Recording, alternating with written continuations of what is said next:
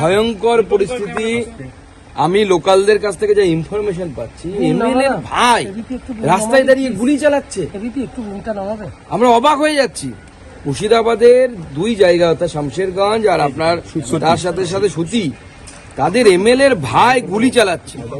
Police ওসির ভূমিকা হচ্ছে শূন্য। ধুলিয়ানে হিন্দুরা এই মুহূর্তে জিম্মি হয়ে আছে, মানে যখন ইচ্ছে তাকে মার্ডার করে দিতে পারে।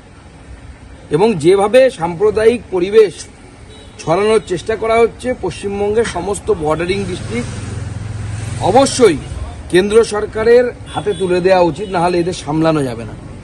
রাজ্য পুলিশের সেই প্রফেশনাল ট্রেনিংও নেই, সদিচ্ছাও নেই। এবং পুরো বিষয়টি করা হচ্ছে মূল এজেন্ডা 26,000 চাকরি থেকে সরিয়ে দেওয়া 22-23 লাখ, অ্যাকচুয়ালি 26,000 আমরা বলি মুখের কথায়, কিন্তু অ্যাকচুয়ালি তো 22-23 লাখ লোকের সাথে বা ছাত্রছাত্রীদের সাথে দুর্নীতি হয়েছে।